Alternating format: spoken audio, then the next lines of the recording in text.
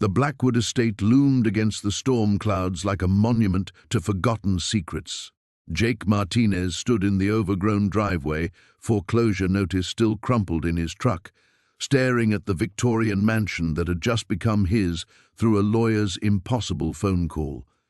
3 months behind on rent, credit cards maxed, and now he owned property worth millions. It felt like a cruel joke. What Jake didn't tell the lawyer was that he'd been here before. 20 years ago, as a scared kid whose mother cleaned houses for the wealthy. He remembered the whispered conversations, the locked doors, the way servants would cross themselves when passing certain rooms. The attic ladder creaked under his weight as he climbed toward answers. Dust motes danced in the flashlight beam, but it was the wall of newspaper clippings that stopped him cold. Headlines screaming about missing persons, unsolved murders, all connected by red string to photographs of people he recognized. People who should have been dead for decades, but looked exactly the same in recent surveillance photos. His great-aunt's handwriting scrawled across the wall. They're still here. They're still hunting. What kind of family had he really inherited, and why had they chosen him? Before we jump back in, tell us where you're tuning in from. And if this story touches you, make sure you're subscribed because tomorrow I've saved something extra special for you. Jake's hands trembled as he aimed the flashlight beam across the conspiracy wall. The red string created a web spanning decades, connecting faces that shouldn't have existed in different time periods. A woman in a 1960s newspaper photo looked identical to another in a surveillance shot dated just 6 months ago. Same eyes, same smile, same age. His breath caught when he recognized his mother in one of the older photos, standing beside a younger version of the same impossible woman. The caption read, "Maria Martinez, household staff for the Blackwood family." His mother had never mentioned working here specifically, only that she'd cleaned big houses before he was born. Thunder rumbled overhead as Jake pulled the photo from the wall. On the back, someone had written in his great-aunt's spidery handwriting, "Maria knew too much. They let her live because of the boy. The boy, him." Jake stumbled backward, knocking over a dusty chair. His mother had died in a car accident when he was 12. At least, that's what he'd been told. But now, staring at these photos, those whispered phone calls from his childhood took on new meaning. The way she'd check locks twice, how she'd taught him to memorize faces and remember exits. A noise from downstairs froze his blood, the front door unmistakable in its heavy groaning as it opened, but Jake had locked it behind him. He clicked off the flashlight, plunging the attic into darkness. Footsteps echoed through the mansion below, slow and deliberate. Multiple sets. They knew exactly where they were going. Jake's construction-trained hands moved silently as he gathered several photos and newspaper clippings, stuffing them inside his jacket. Whatever this was, he needed proof. The footsteps were on the second floor now, moving methodically from room to room. A beam of light swept across the attic entrance. They had flashlights, too. Jake remembered playing hide-and-seek in this house as a child, waiting for his mother to finish work. There'd been a servant's staircase hidden behind the kitchen pantry. If it still existed, if he could reach it without being seen, he might have a chance. The voices below were clearer now. A woman's voice, cultured and cold, "Check everything. He's been here longer than anticipated." A man responded, "The family always said this day would come. Should have handled the bloodline years ago." Bloodline. Jake's mind raced. His great-aunt Elena Martinez had died 3 weeks ago, according to the lawyer. Natural causes, they'd said. But Jake was beginning to doubt anything about this inheritance was natural. He crept toward the attic window, grateful for his years in construction that had taught him to move quietly on old floors. The window overlooked the mansion's back gardens where a black sedan waited in the rain. Professional, government plates maybe, though too dark to read clearly. The footsteps reached the bottom of the attic stairs. Jake made his choice. He eased the window open and climbed onto the steep roof. The storm hit him immediately, rain turning the Victorian's ornate shingles into a treacherous maze. But he'd worked roof lines in worse weather. Behind him, Light flooded the attic. Voices rose in anger. They'd found the conspiracy wall, discovered missing photos.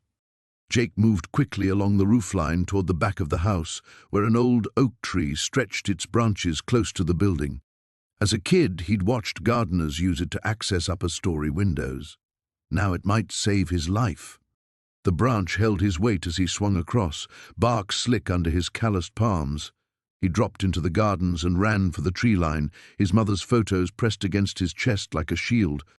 Whatever the Blackwood family had been involved in, whatever his great-aunt had discovered, Jake was now the last person who knew their secrets existed. And they were coming for him.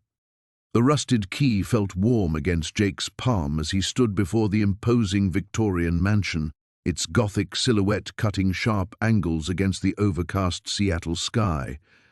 3 weeks had passed since the lawyer's call that changed everything. Helena Martinez, a great-aunt whose existence had been scrubbed from family conversations, had left him her entire estate. No explanations, no conditions, just a house that looked like it belonged in a horror movie and enough questions to fill a library. Jake pushed through the wrought-iron gate, wincing as it shrieked in protest. The front garden was a battlefield where weeds had declared victory over what might have once been manicured flowerbeds. Ivy climbed the mansion's walls like grasping fingers, and several shutters hung at drunken angles. The realtor's estimate echoed in his mind. Even in this condition, the property was worth nearly $2 million. His student loans and maxed-out credit cards suddenly felt manageable. The front door required his full weight against it before surrendering with a groan that seemed to travel through the entire structure. Inside, dust motes danced in shafts of grey light filtering through grimy windows. The air tasted stale and sweet, like old perfume and secrets. Jake pulled out his phone's flashlight and began exploring. The first floor revealed a formal living room frozen in time, complete with furniture draped in white sheets that gave the space a ghostly quality. A grandfather clock stood silent in the corner, its hands stopped at 3:17. The kitchen hadn't been updated since the 1970s, with avocado green appliances and linoleum that curled at the edges. But the bones of the house were solid. Original hardwood floors, crown molding, and a marble fireplace that would cost a fortune to install today. Jake climbed the main staircase, testing each step before putting his full weight down. The banister was solid mahogany beneath layers of dust. 5 bedrooms occupied the second floor, each one a time capsule of faded wallpaper and heavy furniture. In what must have been Helena's room, he found personal items still scattered on the vanity. A silver hairbrush, costume jewelry, and a small stack of letters tied with blue ribbon.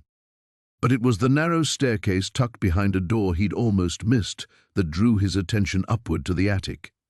The steps were steep and complained loudly under his feet. At the top he emerged into a space that ran the length of the house, illuminated only by his phone's light and whatever daylight managed to penetrate 2 small windows at either end. The attic was surprisingly organized. Boxes were stacked along the walls with neat labels in spidery handwriting, Christmas decorations, mother's china, books, fiction. Jake began opening them systematically, finding exactly what the labels promised. Helena had been methodical, almost obsessive in her organization. He was photographing a collection of vintage photographs for the estate inventory when his phone slipped from his hand. As he knelt to retrieve it, the floorboard beneath his knee gave slightly. Unlike the solid planks throughout the rest of the house, this one had a subtle give to it. Jake pressed down experimentally and heard a faint click.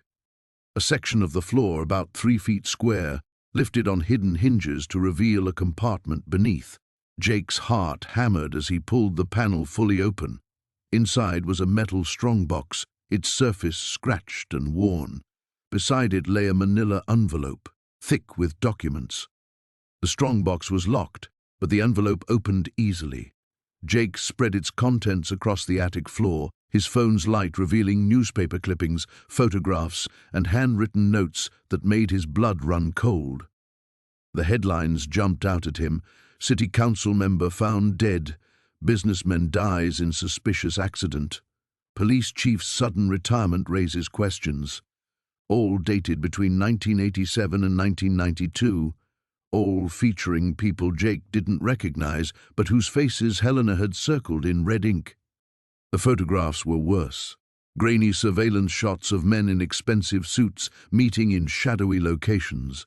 A construction site with Helena's handwriting noting pipeline project, follow the money. Bank statements showing large deposits into accounts that weren't Helena's. At the bottom of the pile was a letter in Helena's distinctive handwriting, dated just 2 months before her death. If something happens to me, the truth must survive. They think I don't know, but I've been watching for decades. The corruption runs deeper than anyone imagines, and they'll kill to keep it buried. Trust no one in positions of power. The proof is in the box. Jake's hands trembled as he read the final line. Jake, you're the only family I have left who isn't part of this. I'm sorry to burden you, but someone has to finish what I started. Outside, a car door slammed. Jake froze, listening to footsteps approaching the house. He hadn't told anyone he was coming here today. The front door creaked open below, and a man's voice called out, "Mr. Martinez, we need to talk." The phone call came at 3 in the morning, jarring Jake from a restless sleep on the mansion's dusty couch. He'd been dreaming about shadows moving behind the walls, whispers echoing through empty corridors. The shrill ring cut through the darkness like a blade. "Hello?" His voice came out as a croak. Silence stretched across the line, punctuated only by the faint sound of breathing. "Who is this?" Jake demanded, more awake now, adrenaline beginning to course through his veins. "You shouldn't have come here." The voice was elderly, female, barely above a whisper. "She never wanted you to find it." "Find what? Who is this?" The line went dead. Jake stared at his phone's glowing screen in the pitch-black living room. No caller ID. His hands trembled slightly as he set the device on the coffee table, its surface thick with decades of dust. Outside, wind rattled the mansion's windows like skeletal fingers tapping against glass. Sleep was impossible after that. Jake spent the remaining hours until dawn wandering the mansion's ground floor, every creak of the floorboards making him jump. When pale morning light finally filtered through the grimy windows, he felt hollow with exhaustion but determined to find answers.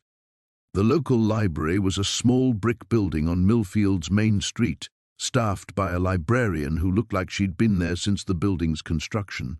Her nameplate read Mrs. Chen, and she regarded Jake with sharp, intelligent eyes behind wire-rimmed glasses. "You're the Martinez boy," she said before he could introduce himself. "Word travels fast in a town this size. I'm looking for information about my great-aunt, Helena Martinez.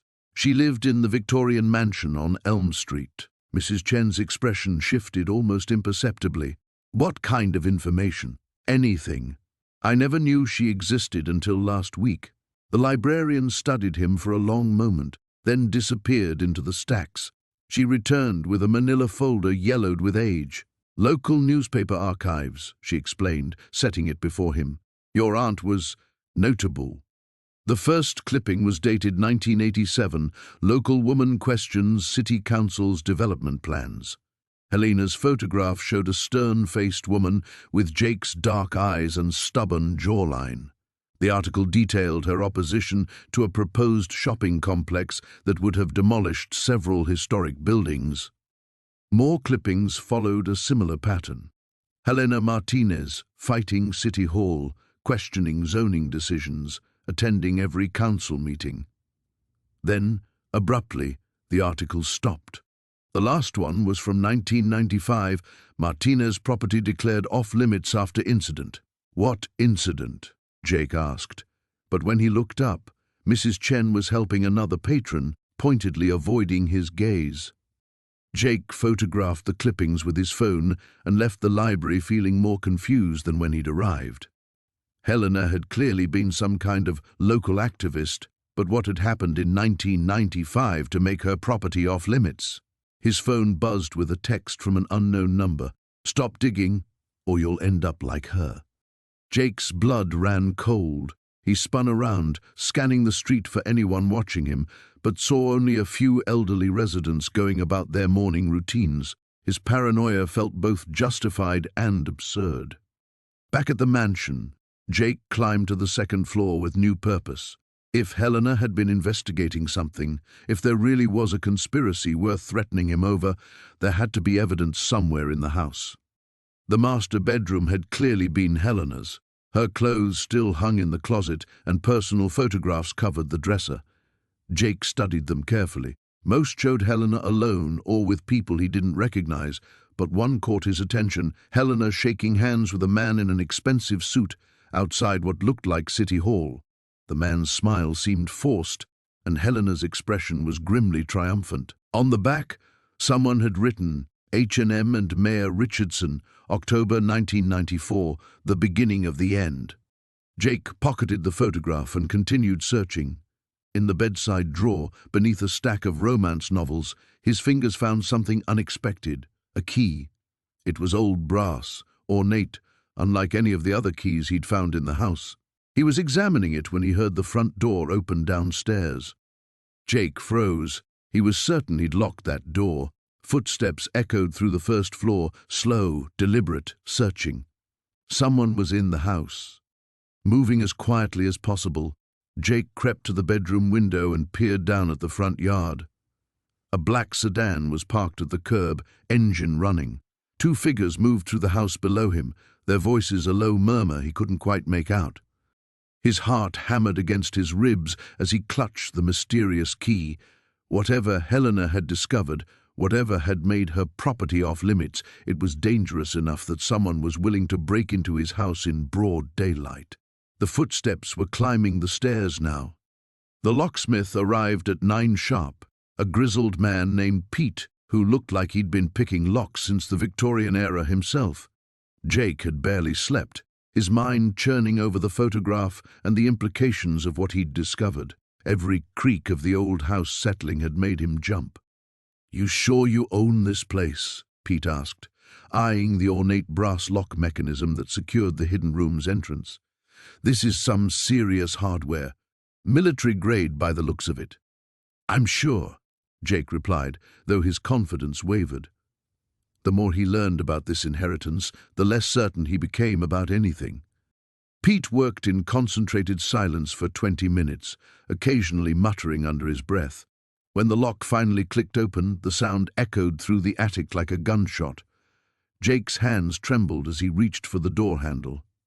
The hidden room was larger than he'd expected, stretching back into the eaves of the house. Dust motes danced in the morning light, filtering through a small paint-covered window. But it was the contents that made Jake's breath catch in his throat. Filing cabinets lined one wall, their metal surfaces dulled with age. A wooden desk sat in the center, papers scattered across its surface as if someone had left in a hurry. Maps covered another wall, street layouts of the city, some dating back decades, with red pins marking various locations. But most unsettling were the photographs. Hundreds of them, tacked to a corkboard that dominated the far wall.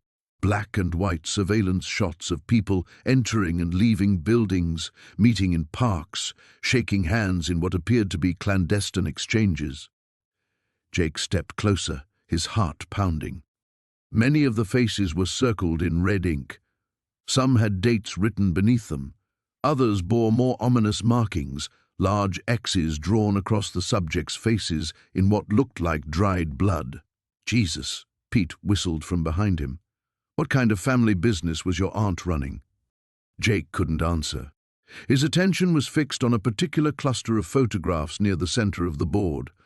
They showed a younger version of Mayor Harrison, the city's current political golden boy, but these weren't campaign photos. Harrison was meeting with known crime figures, accepting what appeared to be envelopes thick with cash, his face clearly visible despite the poor lighting. One photo made Jake's blood run cold. It showed Harrison standing over what was unmistakably a body, though the image was too grainy to make out details. The date written below was from 15 years ago, around the time Harrison first ran for city council. "I think you should go," Jake said quietly to Pete, not taking his eyes off the photographs. "You don't have to tell me twice," The locksmith packed his tools with unusual speed. "And kid, whatever this is, maybe you should think about calling the police." After Pete left, Jake began examining the desk more carefully. The scattered papers were a mixture of handwritten notes, newspaper clippings, and what appeared to be financial records. One journal entry, written in his great-aunt's spidery handwriting, made his skin crawl. "The Harrison situation is escalating. He knows I have the photos from the Riverside incident. His people have been watching the house. I may need to activate the safety protocols soon. If something happens to me, I pray Jake will understand what needs to be done." Jake sank into the desk chair, overwhelmed. The Riverside incident, he remembered that from the news years ago. A city councilman had died in what was ruled an accidental drowning, but there had been whispers of foul play that were quickly silenced. A sound from downstairs made him freeze, the front door closing. Jake held his breath, listening. Footsteps moved through the house below, too deliberate and confident to belong to a casual intruder. Someone was searching the rooms systematically. Moving as quietly as possible, he gathered several of the most damning photographs and stuffed them into his jacket. His great-aunt's journal went into his back pocket. The footsteps were getting closer, heading toward the stairs that led to the second floor. Soon they would reach the attic. Jake spotted another door partially hidden behind one of the filing cabinets. He squeezed through the gap and found himself in a narrow servant-s staircase that spiraled down through the walls of the old house. The air was stifling and thick with decades of dust, but it appeared to lead to the kitchen. Behind him, he heard the intruders reach the attic. Their voices carried through the walls. Two men, possibly three, speaking in low, urgent tones. "Find everything." The old woman was thorough. "We can't leave anything behind." "What about the nephew?" Harrison's orders were clear. No witnesses. Jake descended the servant's stairs as quickly as he dared, his mind racing. His great-aunt hadn't just stumbled onto a conspiracy. She'd been documenting it for years. And now that documentation had become his death sentence. The kitchen door opened silently, and Jake slipped out into the morning air. Behind him, the Victorian mansion that had promised salvation now held only secrets and the sound of men intent on murder. Jake's hands trembled as he photographed every document with his phone, the flash illuminating decades of secrets. The manila folders contained correspondence between his great-aunt Helena and someone identified only as Mr. Letters that painted a picture of corporate espionage, environmental cover-ups, and millions of dollars in hush money. A 1987 letter caught his attention. "Helena, the Blackwood chemical incident must remain buried. The contamination levels exceeded EPA limits by 800%. If this surfaces, we're all finished. Your cooperation ensures your family's safety." Jake's blood ran cold. Blackwood Chemical had been the largest employer in Millbrook for 3 decades, until it suddenly shut down in 1995, leaving hundreds jobless and the town economically devastated. The official story claimed market forces, but these documents suggested something far more sinister. He stuffed the most damning papers into his jacket and closed the hidden panel. The house groaned around him as he descended to the main floor, every shadow seeming to conceal a threat. His phone buzzed. A text from Sarah. "How's the mansion? Found any treasure yet?" If only she knew. Jake started to type a response when headlights swept across the front windows. A black sedan pulled into the driveway, its engine purring ominously in the night silence.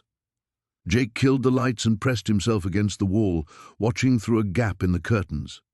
2 men emerged from the car, one tall and angular in an expensive suit, the other broader with the purposeful stride of ex-military. They approached the front door with the confidence of people who belonged here, which made their presence even more terrifying. Jake's phone vibrated again. This time, it wasn't Sarah. It was an unknown number. The text message made his stomach plummet. "Mr. Martinez, we need to discuss your inheritance. Please open the door." They knew he was here. But how? Jake hadn't told anyone except Sarah about his plans to spend the night at the mansion. He crept toward the back of the house, hoping to slip out through the kitchen, but froze when he heard the distinct sound of a key turning in the front lock. "Mr. Martinez?" The voice was cultured, patient. "There's no need for dramatics. We simply want to talk." Jake clutched the documents tighter and continued toward the rear exit. The kitchen door was ancient, its hinges likely to shriek, but he had no choice. As he reached for the handle, another voice called from directly outside. "Doors covered, Mr. Henley." Trapped. Jake's mind raced as footsteps echoed through the front hall. The basement. There had to be another way out through the basement. He found the cellar door just as the intruders entered the living room, their flashlight beams dancing across the walls. The basement stairs creaked under his weight, despite his efforts to move silently. The underground space smelled of mold and decades of neglect, filled with forgotten furniture and boxes that might once have held Helena's memories. In the far corner, Jake spotted what he'd hoped for, a bulkhead leading to the outside. The metal doors were rusted shut, but desperation gave him strength. He threw his shoulder against them repeatedly until they gave way with a screech that surely alerted his pursuers. Cool night air rushed in as he hauled himself up into Helena's overgrown garden. Behind him, he heard rapid footsteps on the basement stairs and urgent radio chatter. Jake sprinted toward the tree line that bordered the property, branches whipping at his face as he plunged into the woods. His car was still parked in the driveway, useless now, but the old logging road that ran behind the mansion might lead to safety. His phone buzzed constantly as he ran, notifications piling up, but he didn't dare stop to check them. The sounds of pursuit grew fainter, though he couldn't be sure if his hunters had given up or simply changed tactics. 20 minutes of stumbling through undergrowth brought him to a paved road he recognized, Route 47, which led back toward town. Jake flagged down a passing pickup truck, grateful when the elderly driver agreed to give him a ride without asking too many questions about why he was covered in brambles and dirt. As Millbrook's lights appeared ahead, Jake finally checked his phone. 17 missed calls from unknown numbers. 6 text messages, each more threatening than the last. The final one made his blood freeze. "The documents you took belong to us. Return them within 24 hours or face the consequences. We know where you work, where you live, who you care about. Sarah." They were threatening Sarah, and she didn't even know it. Jake asked the driver to drop him at the Millbrook Motor Inn instead of his apartment. He couldn't risk going home, not with those men still hunting him. As he checked into the motel under a false name, paying cash, Jake realized that inheriting Helena's mansion had cost him everything he'd thought he wanted. His old life of simple financial problems seemed like paradise compared to this nightmare of corporate conspiracies and death threats. But the documents in his jacket represented something bigger than his personal safety. They were evidence of a decades-long cover-up that had poisoned his hometown. Helena had died protecting these secrets, and now that burden had fallen to him. The manila folder felt heavier than it should have as Jake carried it down from the attic.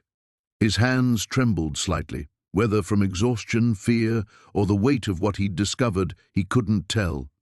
The grandfather clock in the hallway chimed midnight as he made his way to the kitchen, the only room where he felt somewhat safe with its multiple exits and clear sightlines to the yard. He spread the documents across the scarred wooden table under the harsh fluorescent light he'd installed to replace the flickering chandelier. The papers seemed to mock him with their official seals and typed headers, each one a piece of a puzzle he wasn't sure he wanted to complete. The first document was a property deed dated 1987, transferring ownership of several downtown lots from the city to something called Meridian Development Corporation. Jake recognized the lots. They were now home to the gleaming riverside shopping complex that had revitalized the downtown area 15 years ago. But what caught his attention was the signature at the bottom, Margaret Torres, City Planning Commissioner. His great-aunt had been involved in city government. That explained the formal tone of some of her letters, but not why she'd hidden these papers or why someone might kill for them. The second document made his blood run cold. It was a geological survey report, also from 1987, detailing soil contamination levels on those same lots. The numbers meant nothing to Jake, but the summary was crystal clear. The land was heavily contaminated with industrial chemicals and completely unsuitable for commercial development. The report recommended extensive environmental remediation that would cost millions and take years to complete. Jake sat back in the creaking chair, his mind racing. Margaret had somehow obtained proof that contaminated land had been sold for development without disclosure of the environmental hazards. The shopping complex that thousands of people visited daily was built on poisoned ground. But there was more. The third document was a carbon copy of a letter dated 3 weeks after the property transfer. Margaret's distinctive handwriting filled the margins with angry notes. The letter was addressed to the Environmental Protection Agency, detailing the cover-up and requesting a federal investigation, but it was marked copy in red ink, meaning the original had been sent. Jake's phone buzzed, making him jump. A text from an unknown number: "Stop digging or join your aunt." His heart hammered as he stared at the screen. They were watching him, had been watching him. The feeling of being observed that had plagued him for days suddenly made terrible sense. He forced himself to focus on the remaining documents. Bank records showed regular deposits to Margaret's account from an LLC called Riverside Holdings, payments that continued for nearly 20 years before stopping abruptly 6 months ago. Hush money. His great-aunt had been bought off. The final document explained why the payments had stopped. It was a copy of another letter to the EPA, dated 7 months ago. Margaret's handwriting was shaky here, but her resolve was clear. She was coming forward with everything. The decades-old conspiracy, the cover-up, the systematic poisoning of the community. She was going to expose it all. Jake now understood why she'd died, and why someone had ransacked the house looking for these papers. His phone rang, the sharp sound cutting through the silence like a knife. The caller ID showed his mother's number, but it was past midnight. She never called this late. "Hello? Jake?" His mother's voice was strained, frightened. "There are men here. They want to talk to you about Margaret's house. They say you have something that belongs to them." Ice flooded Jake's veins. "Mom, where are you?" "At home. But Jake, they know things. They know about your apartment, your job. They even mentioned Sarah by name." Her voice cracked. "What did you find in that house?" "Listen to me very carefully," Jake said, already moving toward the back door. "Don't tell them anything. I'm calling the police right now. They said the police can't help. They said this goes too deep." She was crying now. "Jake, what's happening?" The line went dead. Jake grabbed the folder and shoved the documents inside. His hands shook as he dialed 911, but even as he waited for the operator, doubt crept in. If this conspiracy had lasted 35 years, if it involved city officials and developers and millions of dollars, how deep did it really go? How many people were involved? How many of them wore badges? The operator's voice crackled through. 911, what's your emergency?" "My mother's being threatened by intruders," Jake said. But even as he gave her address, he was calculating distances and time. The mansion was 20 minutes from his mother's house. The police might take 15 minutes to respond if they responded at all. He ended the call and ran for his car. The folder clutched against his chest. Margaret had tried to do the right thing and died for it. Now they had his mother.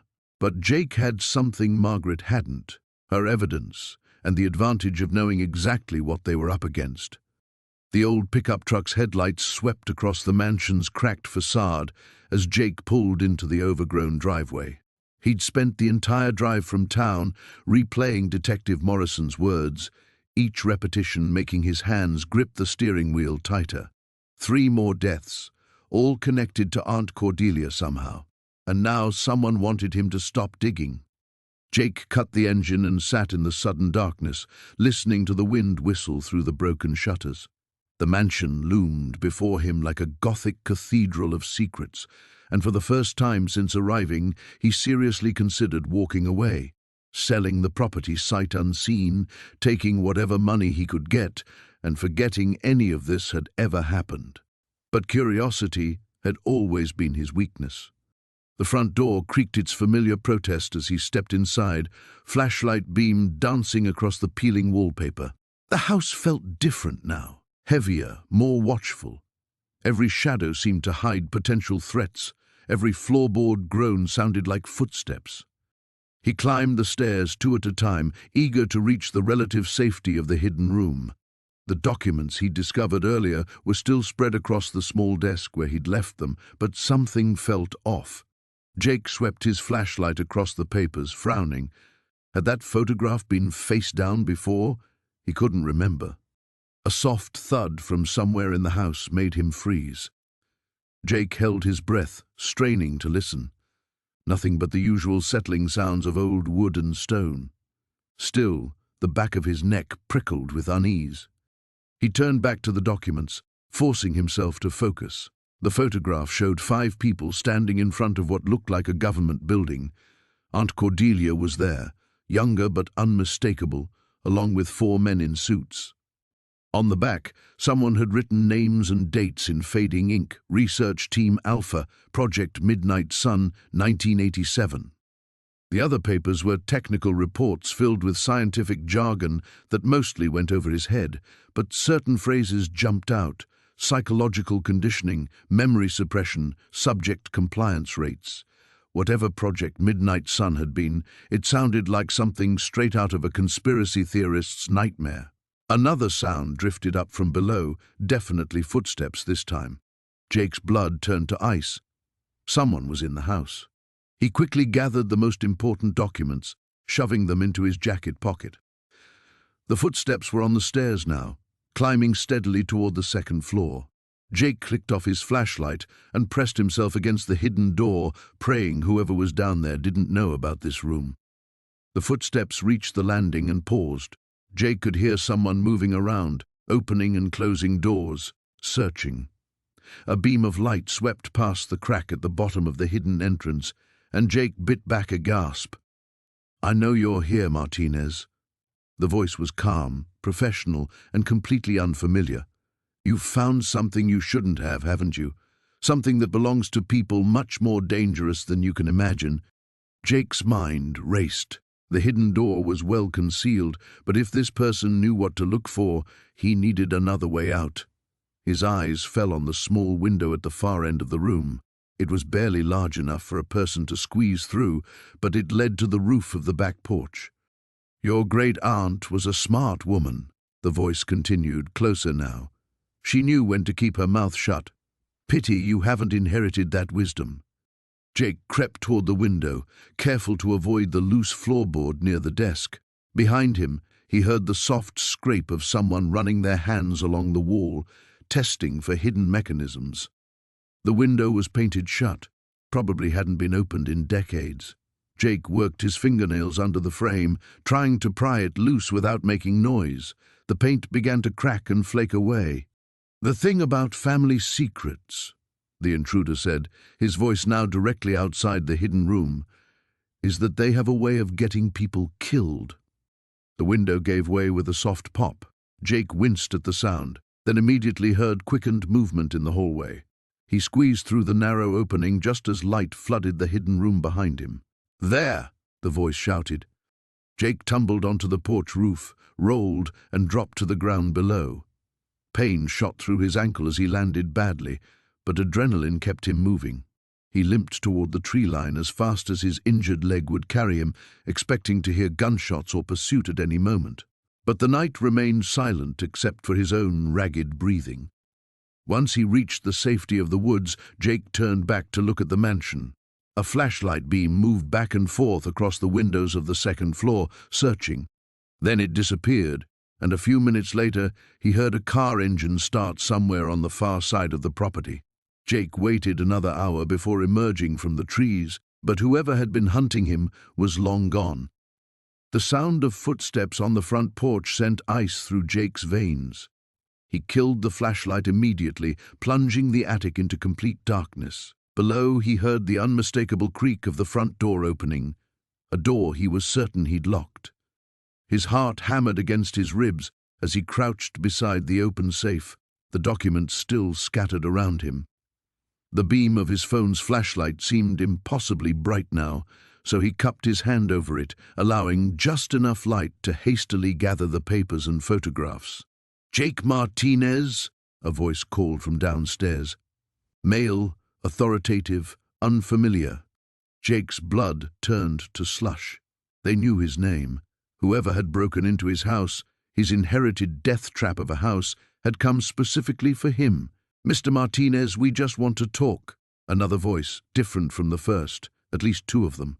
Jake stuffed the documents into his jacket, his hands shaking so badly he nearly dropped his phone. The floorboards below creaked with deliberate footsteps. They were searching the ground floor, but it wouldn't take long before they worked their way up. He needed another way out. The attic window. Jake crawled across the floor, avoiding the loose boards he'd memorized during his earlier explorations.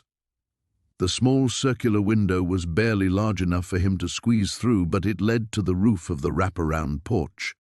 From there, maybe he could climb down one of the support columns. "Check upstairs," came the first voice. Jake's fingers fumbled with the window latch. The metal was corroded and stiff from decades of neglect. He pressed harder, trying not to grunt with effort. The latch finally gave way with a small click that sounded like thunder in the silence. Heavy footsteps began climbing the main staircase.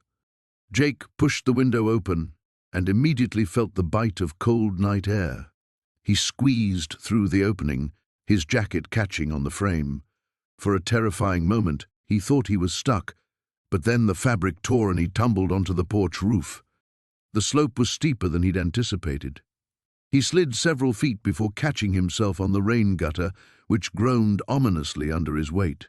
Through the windows below, he could see flashlight beams sweeping through the rooms. "Sir, there's evidence someone was in the attic recently," a voice called from inside. "Looks like they found something." Jake's stomach dropped. He needed to move, now. He crawled along the roofline toward the corner, where the largest support column offered his best chance of reaching the ground. The Victorian's ornate woodwork, which had seemed so charming in daylight, now provided crucial handholds in his desperate descent. Halfway down the column, his foot slipped.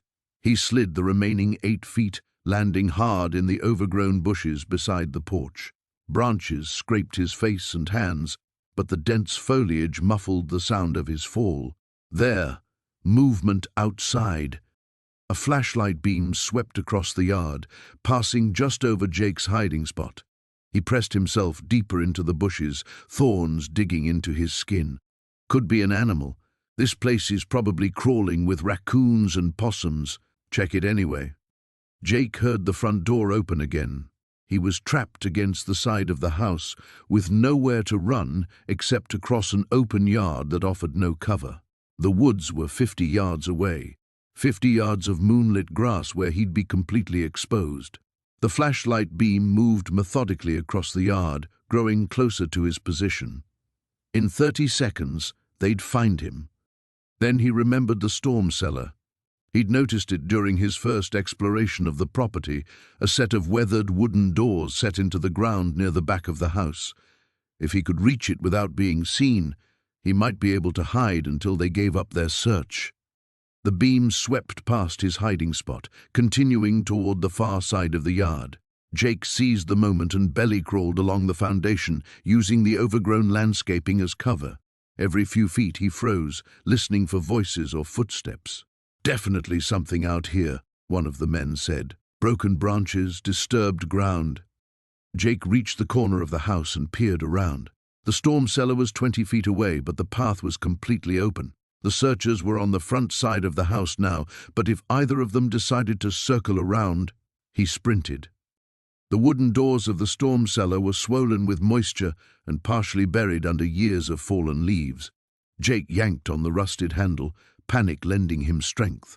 The door came free with a grinding screech. He dropped into the darkness below, just as voices rounded the corner of the house. What was that? Sounded like it came from back here. Jake pulled the cellar door closed above him and found himself in complete blackness, surrounded by the smell of damp earth and decay. He could only hope that years of neglect had made the storm cellar as invisible to his pursuers as it had been to him during daylight. Above him, footsteps approached, and Jake held his breath. The USB drive felt like it was burning a hole in Jake's pocket as he sat in the cramped internet cafe 3 towns over from Millbrook. He'd driven for 2 hours through winding back roads, checking his rearview mirror obsessively before finally settling on this dingy establishment that looked like it hadn't been updated since 1995. Perfect for staying off the grid. The elderly proprietor barely glanced up from his newspaper when Jake paid cash for computer time. The machine wheezed to life, and Jake inserted the drive with trembling fingers. After what felt like an eternity, a folder appeared containing dozens of files, photographs, documents, and what looked like financial records spanning decades. The first photograph made his blood run cold. It showed his great-aunt Margaret, much younger, standing beside a man in an expensive suit. They were shaking hands in front of what appeared to be a pharmaceutical laboratory. The timestamp read 1987. Jake recognized the man from one of the newspaper clippings he'd found, Dr. Richard Blackwood, the researcher who'd supposedly died in a car accident just before the Nexus Corporation scandal broke. Supposedly. Jake clicked through more photos, his heart pounding. There was Blackwood again, very much alive, boarding a private jet. The timestamp showed a date 3 months after his reported death. Another image showed him at what appeared to be a tropical resort, raising a glass in a toast with several other men Jake didn't recognize. The documents told an even more disturbing story. Financial records showed massive payments flowing from offshore accounts linked to Nexus Corporation to various shell companies. Margaret's handwriting appeared in the margins of several pages, tracking the money trail with the precision of an experienced accountant. She'd been following the money for years, documenting every transaction, every payoff, every cover-up. One document made Jake's stomach lurch. It was a death certificate for Dr. Richard Blackwood, but Margaret had circled several irregularities in red ink. The signature of the attending physician looked suspicious, and she'd noted that the funeral had been closed casket with no autopsy performed. In the margin, she'd written, "They faked his death. He's the key to everything." A folder labeled Insurance Claims revealed the scope of the conspiracy. Hundreds of families had filed claims related to the tainted medication, but the insurance companies had systematically denied them based on Blackwood's research that supposedly proved the drug's safety. Research that he'd conducted while officially dead, using falsified credentials and working for a company that didn't officially exist. Jake found a USB drive within the files. Margaret had scanned and organized everything meticulously. There were recorded phone conversations, photographed meetings, even what appeared to be surveillance footage of money changing hands in parking garages. She'd spent decades building an airtight case against everyone involved. The final folder contained a video file labeled for Jake. His hands shook as he double-clicked it. Margaret's face filled the screen, looking older and more tired than in the photographs, but her eyes blazed with determination. She was sitting in the hidden room he'd discovered, the same files spread across the desk behind her. "Jake," her voice crackled through the cafe's cheap speakers, "if you're watching this, then something has happened to me, and you've found my life's work. I'm sorry you've been dragged into this, but you're the only family I have left, and I need someone to finish what I started." She leaned closer to the camera. 37 years ago, I worked as a bookkeeper for a small accounting firm that handled some contracts for Nexus Corporation. I discovered discrepancies in their testing data, evidence that they knew their new arthritis medication was causing severe liver damage in elderly patients. When I tried to report it, my boss was killed in what police called a robbery gone wrong. I was fired the next day. Margaret's expression hardened. They thought I'd gotten the message and would stay quiet. They were wrong. I've spent my entire adult life documenting their crimes, following the money, tracking down witnesses they thought they'd silenced. Dr. Blackwood is still alive, Jake. He's living under the name David Brennan in Costa Rica, and he has evidence that could bring down everyone involved. if we can convince him to talk." The video flickered, and Margaret glanced off camera as if she'd heard something. When she looked back, fear had crept into her eyes. "I think they've found me. I've hidden copies of everything in safety deposit boxes. The key is taped under the loose floorboard in the hidden room, third board from the window. Jake, hundreds of people died because of their greed. Thousands more suffered needlessly. You have the power to get justice for them, but be careful. They've killed to protect this secret, and they won't hesitate to kill again." The video ended abruptly. Jake sat staring at the black screen, his mind racing. A crash outside made him jump, but it was just a garbage truck making its rounds. Still, Margaret's warning echoed in his head. He ejected the USB drive and pocketed it, then cleared the computer's browsing history. As he stepped outside into the harsh afternoon sunlight, a black sedan with tinted windows cruised slowly past the cafe. Jake's hands trembled as he stared at the photograph, the reality of his situation crashing down like a tidal wave. The man in the picture wasn't just any investor. He was Marcus Webb, the same Marcus Webb whose construction company had been circling the mansion like vultures for weeks.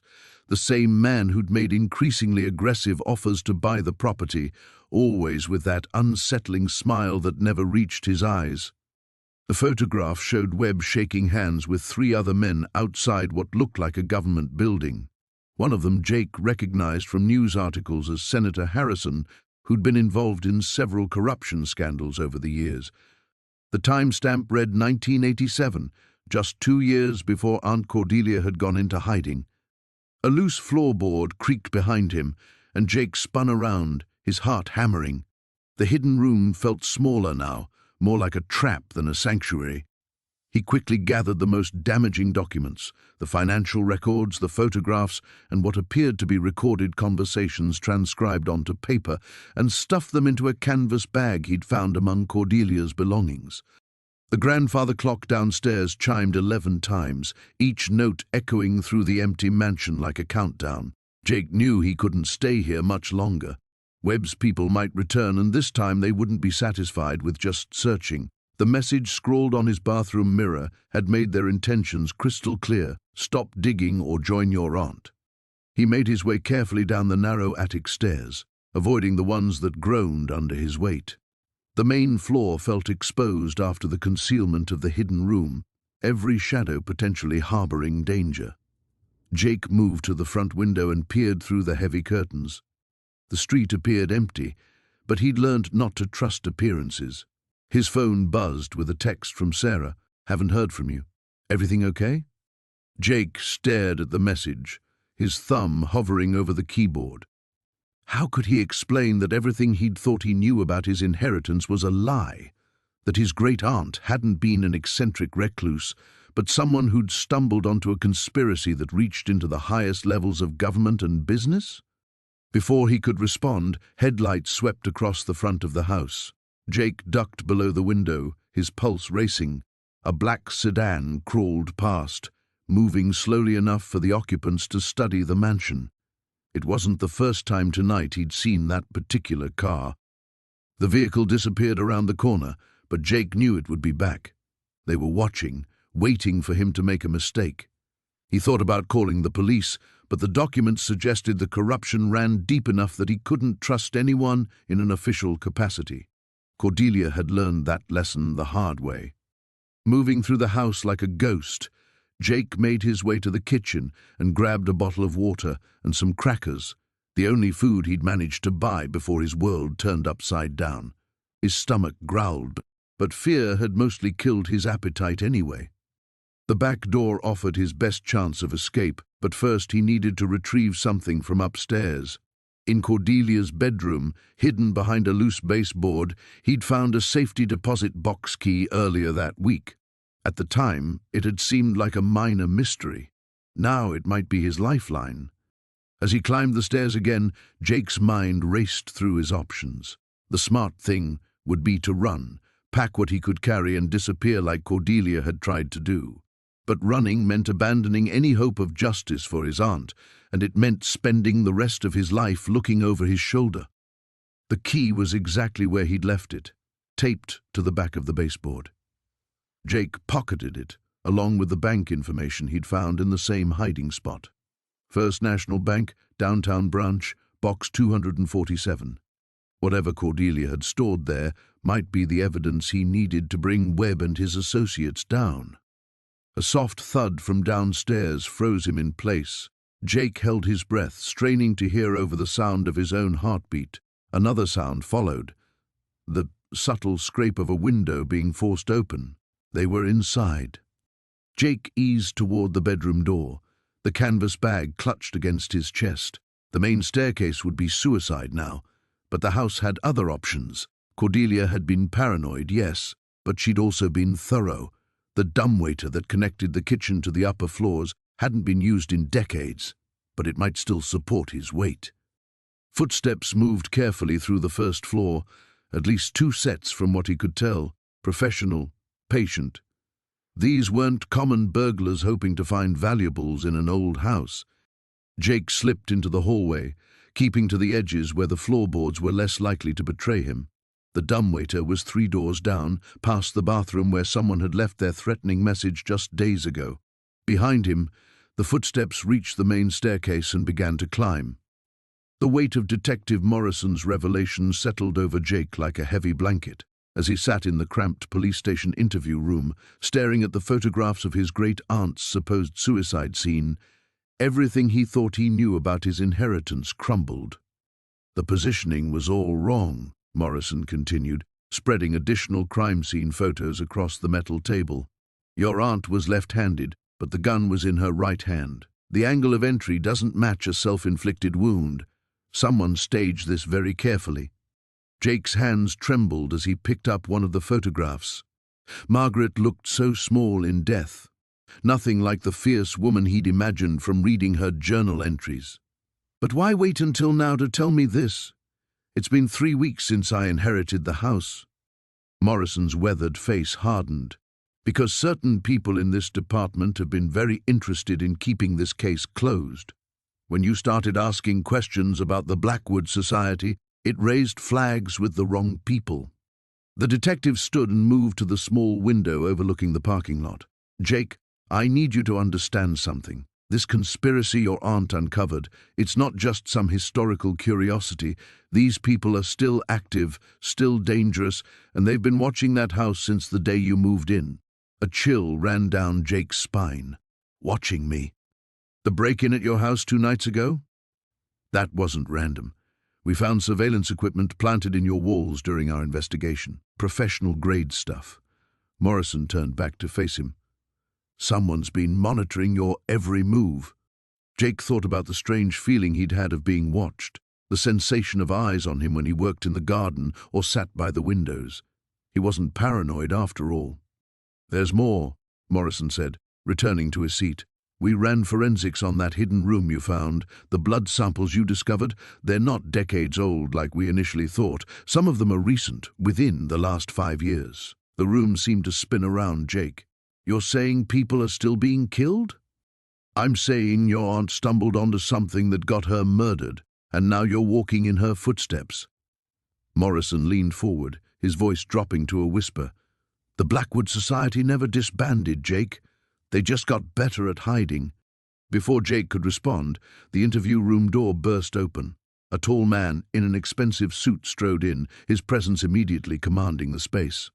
Behind him followed Captain Bradley, Morrison's superior, wearing an expression of barely contained fury. Detective Morrison, Captain Bradley's voice was ice-cold. You're out of line here. The man in the suit extended his hand toward Jake with a politician's practiced smile.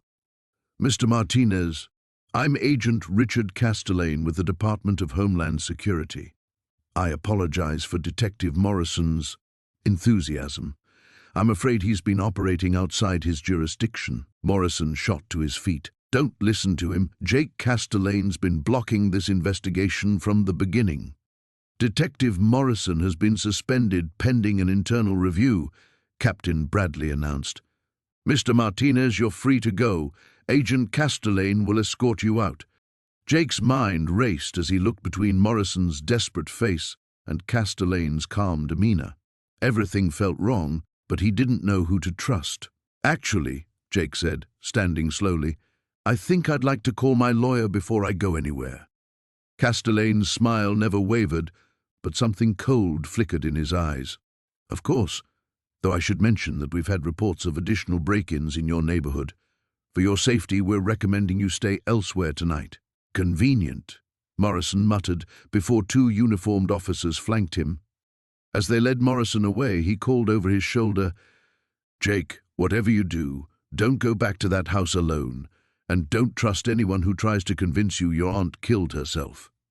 The room fell silent except for the hum of fluorescent lights overhead. Castelaine straightened his tie and picked up the crime scene photos, sliding them into a manila folder. "Detective Morrison means well, but he's been under tremendous stress lately. His theories about your great-aunt's death have become quite elaborate." Castelaine's tone was sympathetic, but Jake caught the underlying threat. "Sometimes grief can make people see conspiracies where none exist." Jake nodded non-committally, but his mind was working furiously. If Morrison was right about the surveillance equipment, then these people knew about every discovery he'd made in the hidden room. They knew about the journal, the photographs, the financial records, everything. "I appreciate your concern," Jake said carefully, "but I think I'll be fine at the house." Castelaine's facade slipped for just a moment, revealing something predatory beneath. "I really must insist you reconsider. The security situation in your area has become quite unstable." Jake met his gaze steadily. "I'll take my chances." As he walked out of the police station, Jake felt the weight of invisible eyes following his every step. The game had changed, and he was no longer sure who the players were.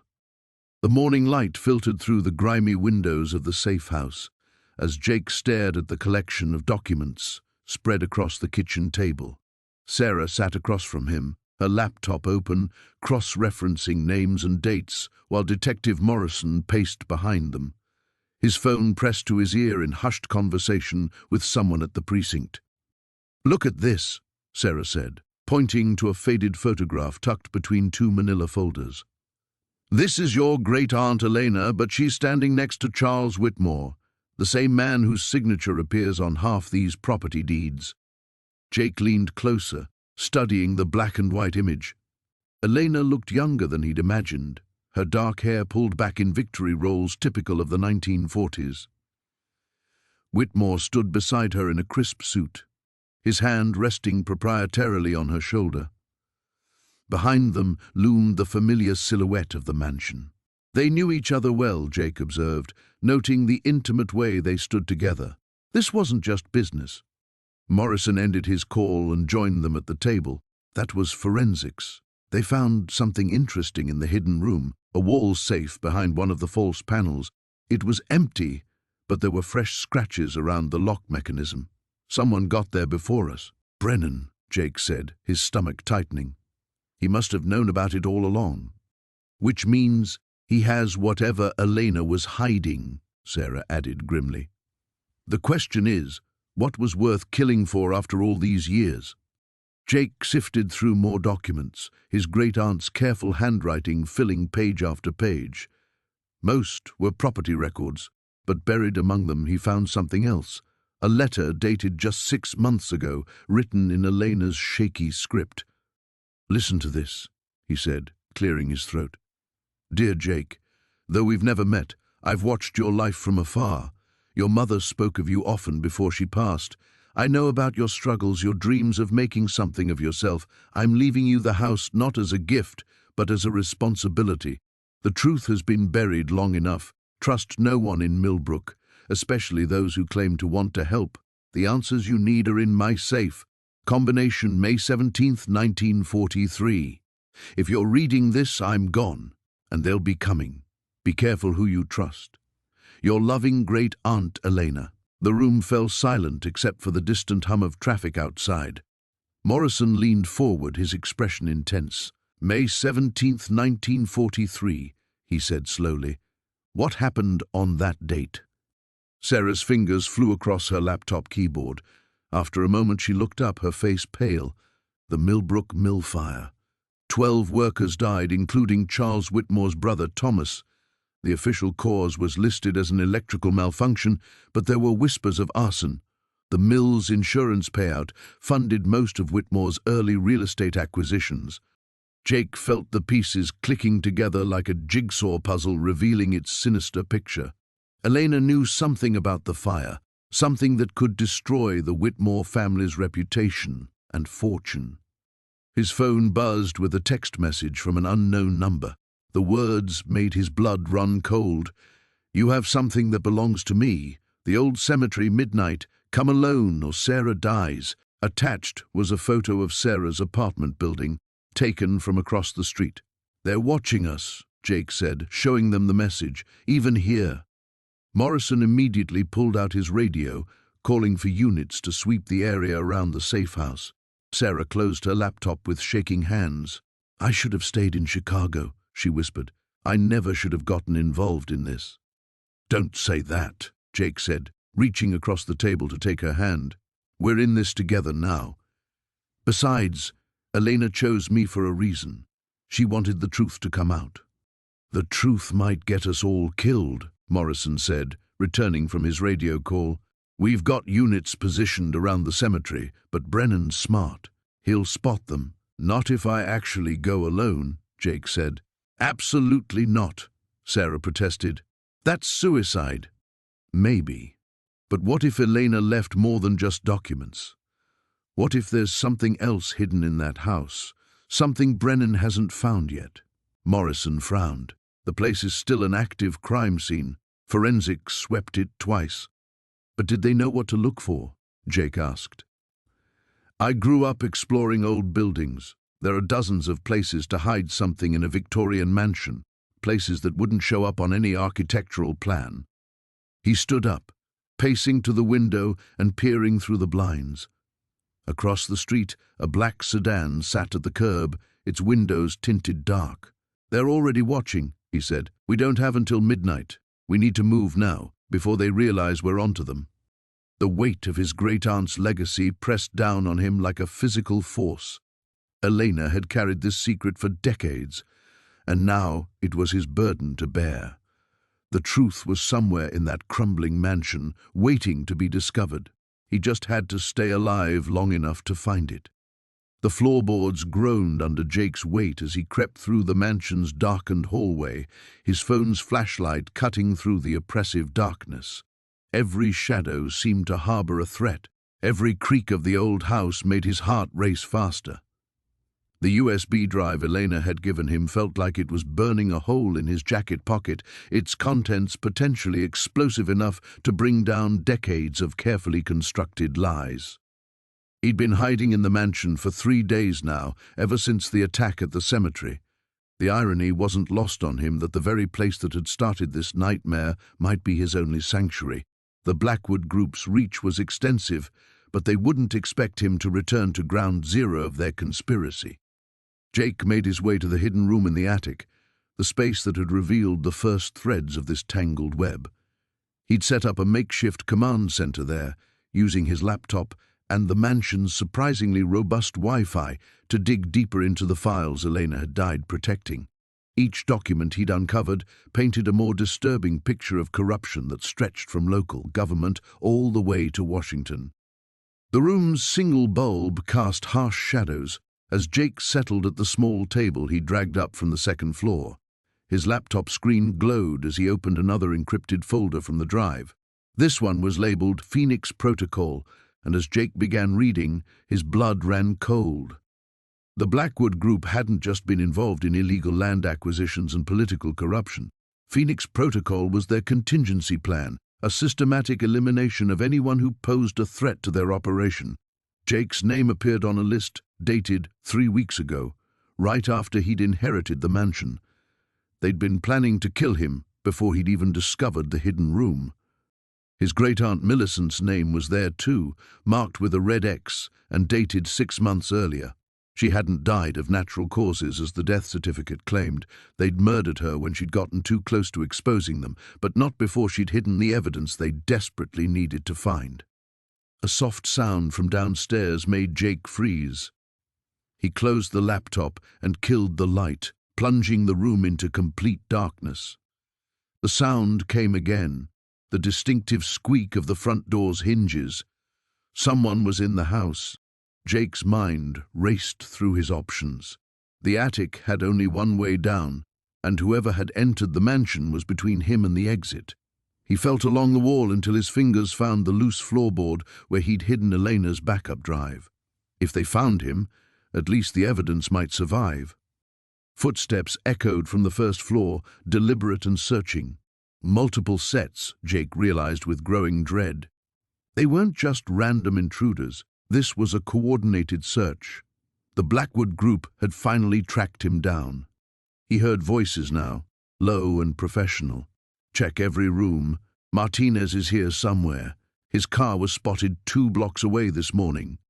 Jake recognized the voice from the cemetery. Marcus Whitfield, the man who'd put a gun to his head while Elena died at their feet. The man who'd made it clear that Jake's death was just a matter of time and circumstance. The footsteps were moving methodically through the house, growing closer to the staircase that led to the second floor. Jake knew he had minutes at most before they reached the attic. The hidden room's entrance was cleverly concealed, but a thorough search would eventually reveal it. He pulled out his phone, grateful for the silent mode, as he typed a desperate message to Detective Sarah Chen, the one person in law enforcement he hoped he could trust. He attached copies of the most damning files from Elena's drive, including the Phoenix Protocol list and documents implicating Senator William Blackwood himself in the conspiracy. The message sent just as he heard footsteps on the second-floor landing. Jake pocketed the phone and felt around the room for anything he could use as a weapon. His fingers closed around a heavy brass candlestick that had been among his great-aunt's possessions. "Attic access is through that panel," a voice said from directly below. "If he's hiding up there, we'll have him cornered like a rat." Jake pressed himself against the wall beside the hidden door's entrance, candlestick raised. If they found the secret room, he'd only have one chance to fight his way out. The irony struck him that he might die in the same place where Millicent had hidden the evidence of her own murder.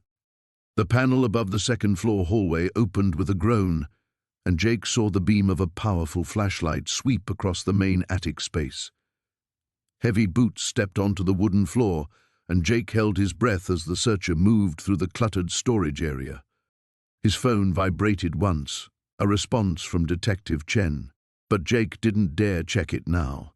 The footsteps were getting closer to the wall that concealed the hidden room, and Jake gripped the candlestick tighter, preparing for what might be his final fight. The warehouse district felt like a maze of shadows and rusted metal as Jake pulled his car between 2 abandoned buildings. His headlights swept across broken windows and graffiti-covered walls before he cut the engine, plunging everything into darkness.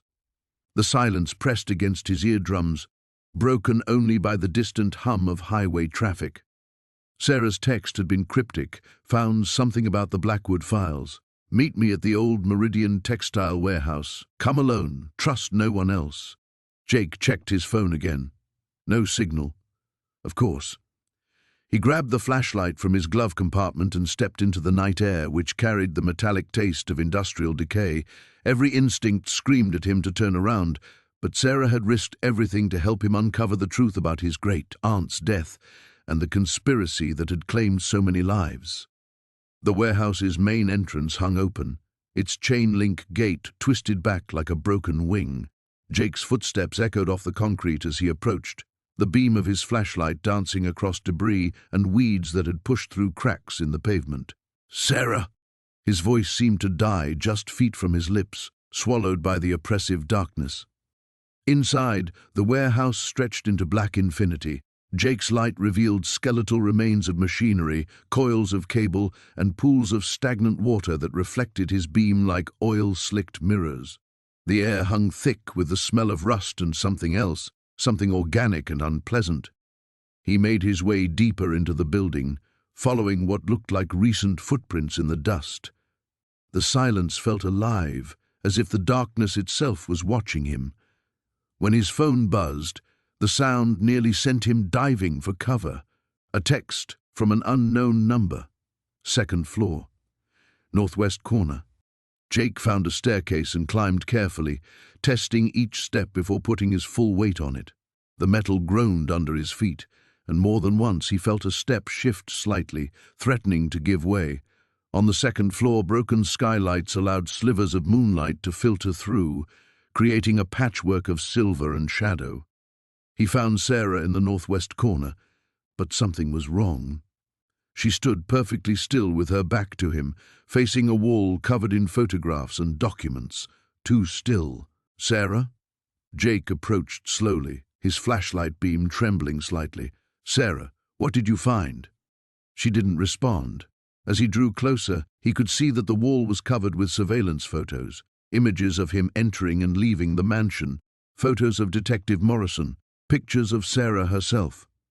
Red string connected various points on what looked like an elaborate conspiracy board. She found too much. Jake spun around. A man emerged from the shadows, tall, thin, wearing an expensive suit that seemed absurdly formal in the decrepit warehouse. Jake recognized him from the photograph he'd found in the hidden room. Thomas Blackwood. "You're supposed to be dead," Jake said, his voice barely steady. Blackwood smiled, the expression cold and predatory.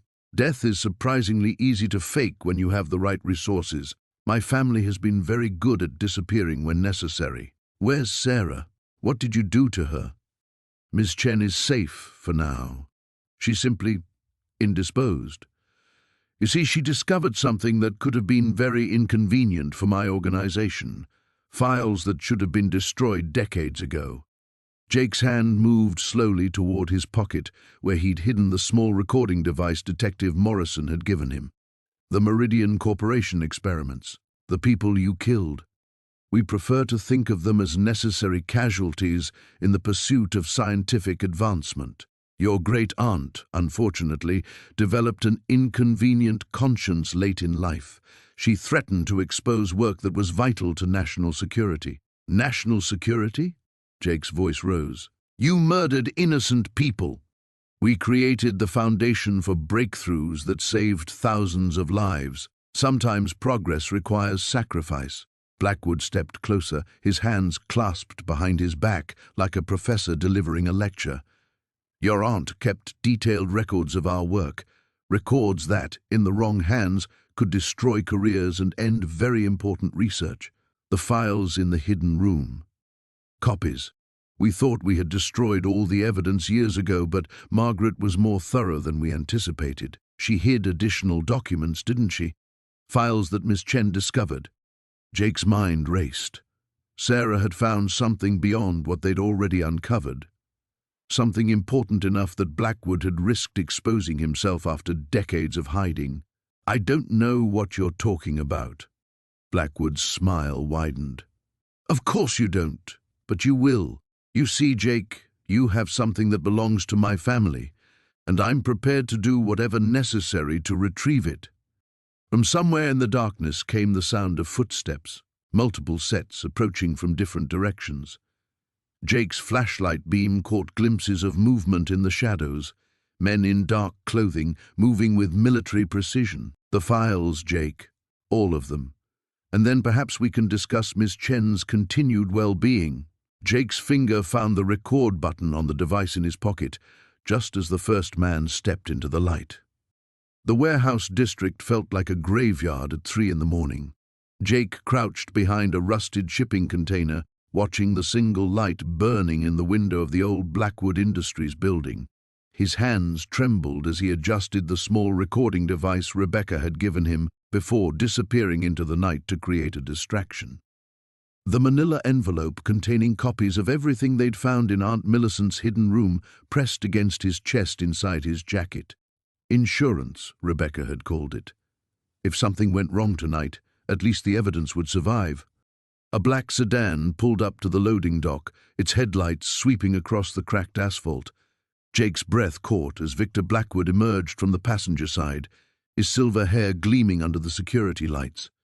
Even at this distance, the man's presence radiated authority and menace. The driver's door opened, and Jake's blood turned to ice. Detective Morrison stepped out, adjusting his holster with practiced ease. The same detective who'd been investigating the break-ins at the mansion, the same one who'd seemed so helpful, so concerned about Jake's safety. 37 years, Morrison's voice carried in the still air as they approached the warehouse entrance.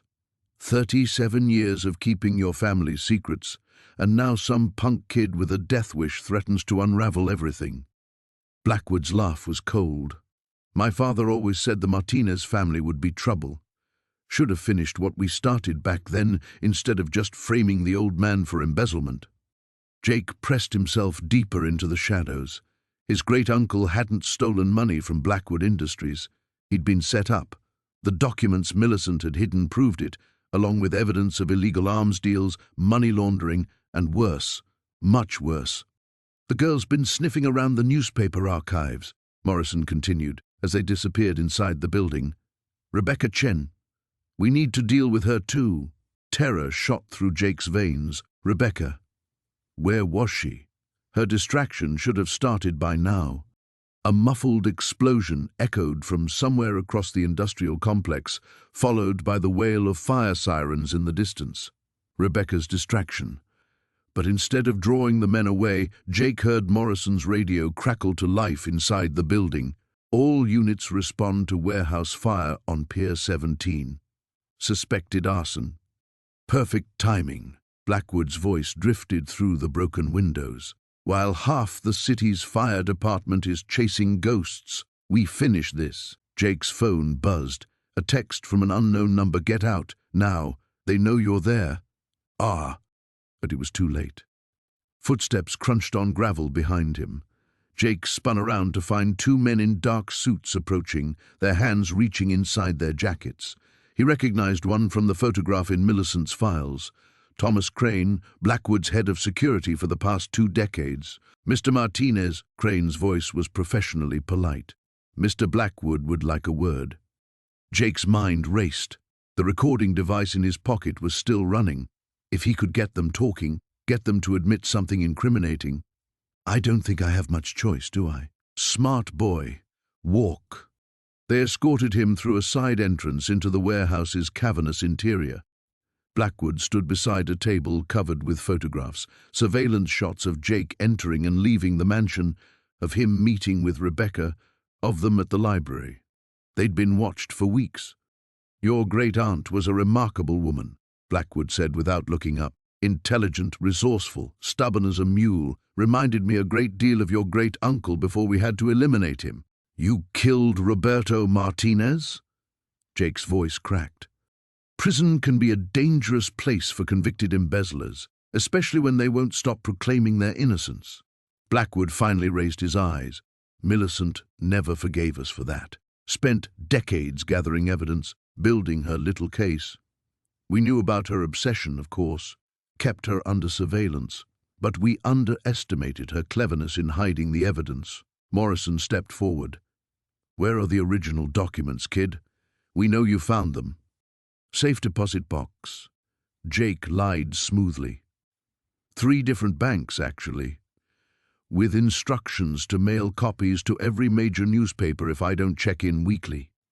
Blackwood's eyes narrowed. Impressive. Your great-uncle would be proud, but unnecessary. You see, dead men don't make bank visits. The recording device felt like it was burning against Jake's leg. He needed more. Something concrete they couldn't deny later. The arms deals with the cartels, those are still ongoing, aren't they? That's why you can't let this come out. $20 billion in contracts, Blackwood confirmed with pride. We supply premium military hardware to very exclusive clients, governments that don't exist on paper, organizations that value discretion above all else. And when federal agents get too close, Detective Morrison makes evidence disappear. Jake pressed. Morrison shrugged. Badge opens a lot of doors, files get misfiled, witnesses become unreliable. A sudden crash echoed through the warehouse as the main door burst open. Rebecca's voice cut through the darkness. Federal agents, nobody move!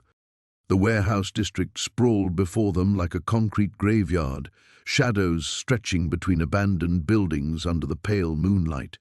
Jake gripped the steering wheel tighter as they navigated the maze of empty streets, following the GPS coordinates Elena had deciphered from Victoria Ashworth's final message. "Pull over here," Elena whispered, pointing to a loading dock behind a rusted chain-link fence. "We'll go the rest of the way on foot." Jake killed the engine, and they sat in silence for a moment, both acutely aware that they might be walking into a trap. The evidence they'd gathered painted a terrifying picture. Decades of systematic elimination of anyone who threatened the Ashworth family's secrets, with Victoria as both victim and unwilling participant until her conscience finally broke. They slipped through a gap in the fence, their footsteps echoing off wet pavement. The designated warehouse loomed ahead, its broken windows like dead eyes staring down at them. Jake felt the weight of his phone in his pocket, containing the digital copies of everything they'd found, their insurance policy, already uploaded to a secure cloud server with instructions for automatic release if they didn't check in within 12 hours. The side door stood slightly ajar, exactly as Victoria's message had promised. Elena touched Jake's arm, her eyes reflecting the same mixture of determination and terror he felt coursing through his veins. They'd come too far to turn back now. Inside, dusty shafts of moonlight filtered through the skylights, illuminating a space filled with abandoned machinery and shipping containers. Their flashlight beams swept across the concrete floor until they found what they were looking for, a small office tucked into the corner, its door marked with the number Victoria had specified. Jake's hand trembled as he turned the handle. The office was sparse, containing only a metal desk, 2 chairs, and a filing cabinet that had seen better days. But taped to the underside of the desk, exactly where Victoria's coded message had indicated, was a manila envelope thick with documents. "Jesus," Elena breathed as Jake spread the papers across the desk. Bank records, shipping manifests, correspondence, all bearing the Ashworth family seal and dating back 40 years. The scope of the conspiracy was staggering: money laundering, political bribery, even connections to several unsolved disappearances of journalists and investigators who had gotten too close to the truth. "Look at this." Jake pointed to a letter dated just 3 months ago. It was signed by someone named Richard Ashworth, Victoria's nephew, and detailed a plan to finally clean up the loose ends left by previous generations. Victoria's name was on a list, along with that of a private investigator named Samuel Torres. "Torres," Elena said grimly. "Wasn't that the name of the man who called the police about suspicious activity at your house?" Before Jake could respond, the sound of car doors slamming echoed through the warehouse. Elena switched off her flashlight immediately, and they both froze as footsteps approached from the main entrance. "They found us," Jake whispered, his blood turning to ice. "The back exit," Elena hissed, gathering the documents. Victoria mentioned an old loading tunnel. They moved as quietly as possible toward the rear of the office, but the footsteps were getting closer. Jake could hear voices now, at least 3 men, their words echoing off the warehouse walls. One voice carried the authority of someone accustomed to giving orders. "Check the office. If they're here, that's where they'll be." Elena found the hidden panel Victoria had described, leading to a maintenance tunnel that connected to the building's old pneumatic system. The space was barely wide enough for them to crawl through, but it was their only option.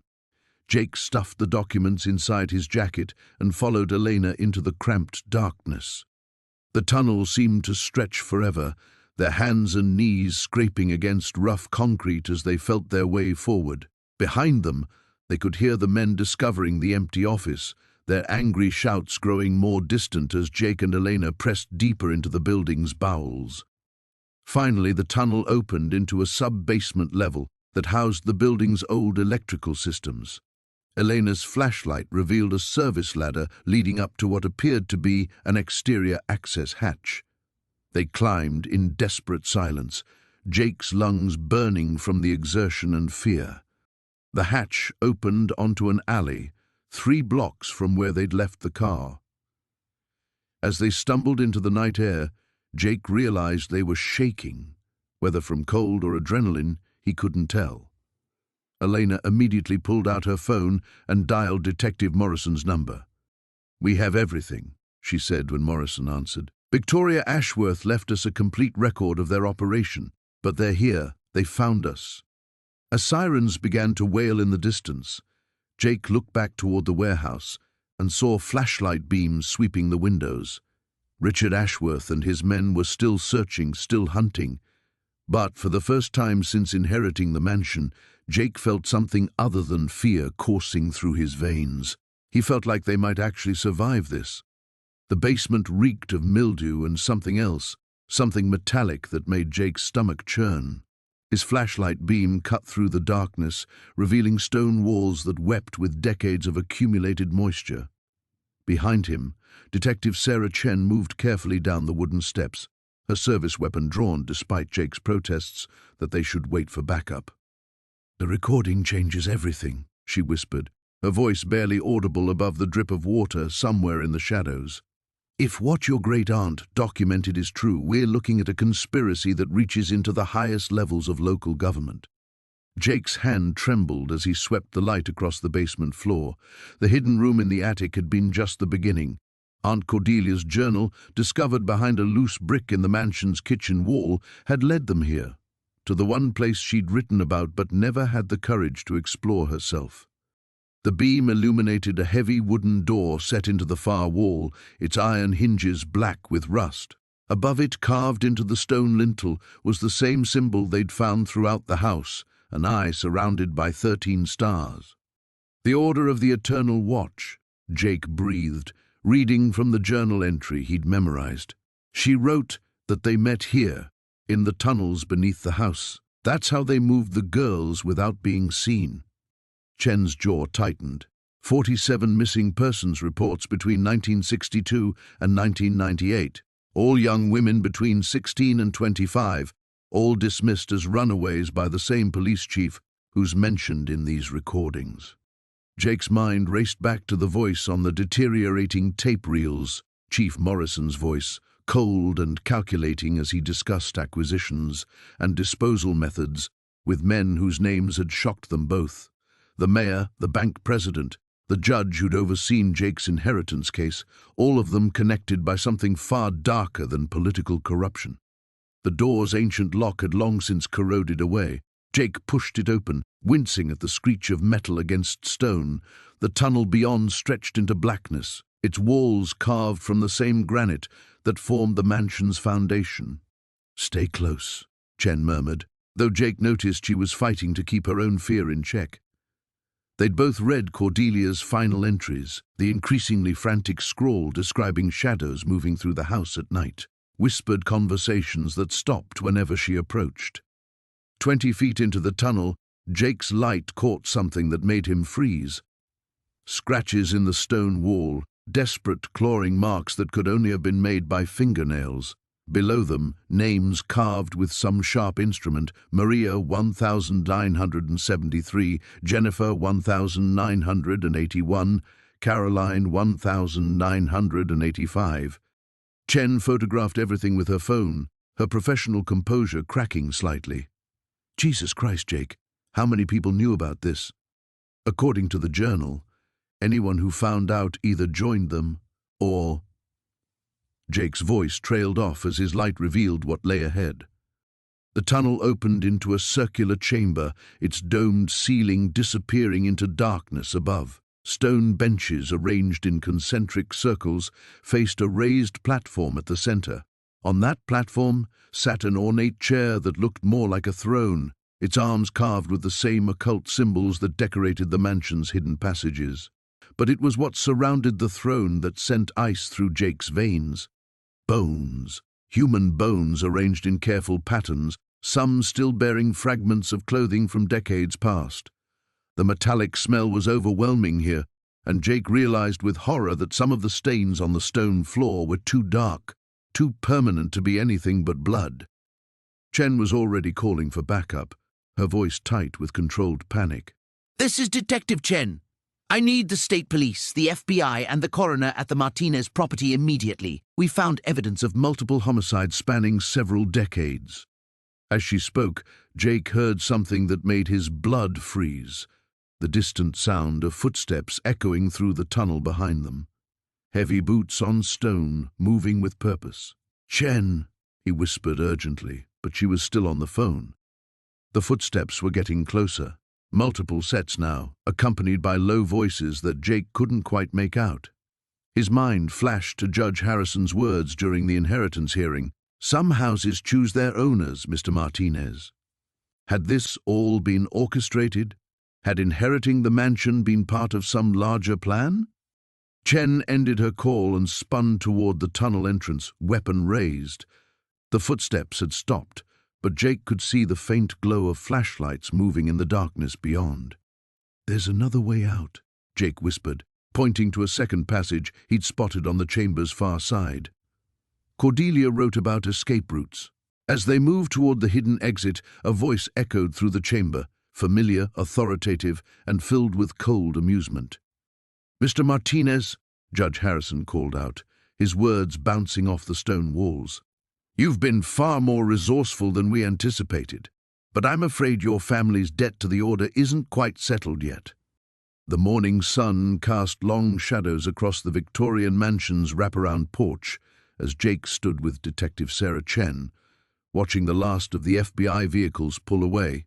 3 days had passed since the confrontation in the hidden attic room, and the weight of everything that had transpired still felt surreal. "The Blackwood group is finished," Chen said, closing her notepad. "Your testimony, combined with Margaret's evidence and what we found in that room, has blown their operation wide open. Senator Morrison resigned this morning, and we've got warrants out for the remaining members." Jake nodded, his fingers unconsciously tracing the bandage on his temple where Morrison's gun had grazed him. "What happens to the house now?" "It's yours, fair and square. Margaret's will was legitimate, even if her reasons for leaving it to you were more complicated than you initially thought." Chen paused, studying his face. "You know, she could have destroyed all that evidence years ago. She kept it as insurance, but I think she also kept it hoping someone would eventually expose the truth." "The Historical Society wants to meet with you," Chen continued. "Turns out the Ashford family papers are significant beyond the conspiracy. There's legitimate historical value here." After Chen left, Jake walked through the mansion's rooms one more time. The hidden mechanisms in the attic had been dismantled by the FBI, the secret room now just another space in need of renovation. The shadows that had once seemed menacing now appeared ordinary, just the play of light through old windows. His phone buzzed with a text from his sister Maria, saw the news. "Are you okay? Kids want to know when they can see Uncle Jake's spooky house." Jake smiled, typing back, "Soon. It won't be spooky much longer." The front door creaked as someone knocked. Jake opened it to find Elena Vasquez, the local contractor who'd given him the original renovation estimate that had seemed so impossible just weeks ago. "Heard you might still be interested in fixing this place up," she said with a grin. "My offer stands, though I imagine your budget situation has changed." Jake laughed. "You could say that." The Blackwood Group's settlement, negotiated by federal prosecutors as part of their plea agreements, had been substantial. Blood money, perhaps, but money that could restore this house and honor Margaret's memory properly. "I want to turn part of it into a community center," Jake said, surprising himself with the words as they came out. "Keep some rooms as a historical exhibit, but make the rest useful. Meeting spaces, maybe a small library. Margaret isolated herself here for decades, but this place should be alive again." Elena's eyes lit up. "That's a hell of an idea. This neighborhood could use something like that." As they discussed timelines and possibilities, Jake realized the knot of tension he'd carried in his chest for weeks was finally loosening. The danger was over. The truth was out. And somehow, despite everything, he'd found not just a solution to his financial problems, but a purpose he hadn't expected. That evening, Jake sat in Margaret's study, now his study, reading through more of her personal papers that the FBI had cleared for his review. Many were mundane. Grocery lists, appointment reminders, correspondence with utility companies. But others revealed the woman behind the mystery, Her love of gardening, her concern for local stray cats, her annual donations to literacy programs. One letter, written but never sent, was addressed simply to my heir. "If you're reading this," it began, "then you've uncovered the truth I've guarded for 40 years. I pray you'll understand why I couldn't let it die with me. The Ashford name was destroyed by lies, and perhaps now it can be rebuilt on truth. Use this house well. It was meant to be a home, not a mausoleum." Jake folded the letter carefully. Outside, the October wind rustled through the oak trees that had stood sentinel over the mansion for more than a century. Soon, those trees would shed their leaves, preparing for winter's rest before spring's renewal. His laptop sat open on Margaret's old desk, a blank document waiting. Jake had been a journalist before all this began, and perhaps it was time to write again. Not just the news story that would inevitably come, but something deeper. The real story of Margaret Ashford, of corruption exposed, of family secrets that had demanded too high a price. He began typing. The truth has a way of surviving, even when buried beneath decades of lies and fear. The words flowed easily now, no longer weighted with danger. The mansion settled around him with familiar creaks and sighs, no longer ominous but comforting. Home.